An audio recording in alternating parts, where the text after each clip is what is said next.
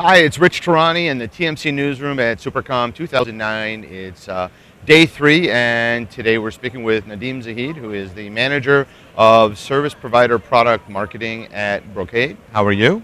I'm doing good, thank you. Can you tell us a little bit about your company service provider portfolio? Sure. So Brocade, since the Foundry acquisition, has become a dominant player in the service provider, campus, and data center across 3 segments.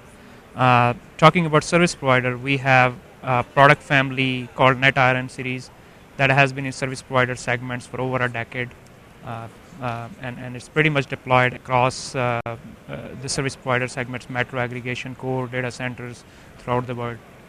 Very exciting. So, in terms of the new products that you have coming out, can we touch on that?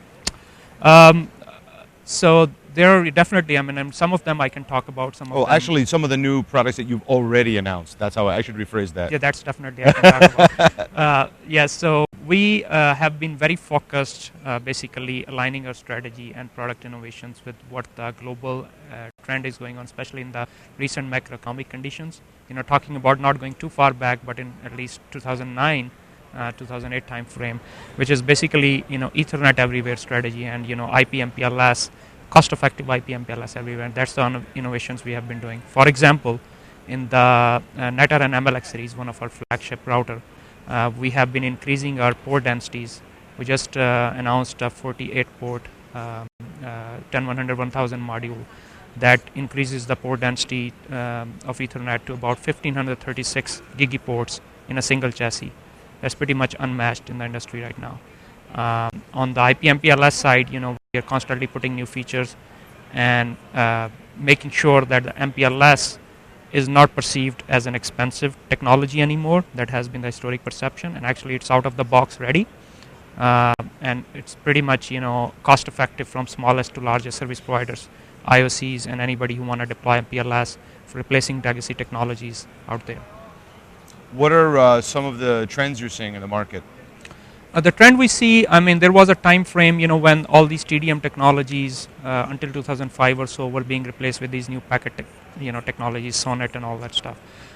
Going forward for almost next 3 to 5 years, and maybe even more, you're going to see more and more Ethernet being deployed. And if you're tracking the carrier Ethernet TAM, which is growing constantly, the forecast is going to be about $34 billion. Until 2013, we see Ethernet is going to be the technology of choice. Sure. So all the vendors got to be focused on Ethernet as the media for provisioning services. On top of that, trend is now IPNGN transformation, basically replacing all these legacy technologies, ATM frame relay, especially on the metro edge with a lot of wireless and wired networks blending. Every 25 years old or younger going for a cell phone, mobility.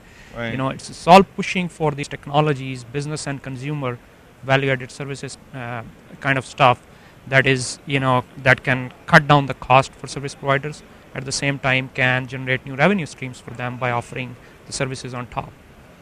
What are the carriers telling you about what 2010 is going to look like? Do you have any sense just based on your discussions with them?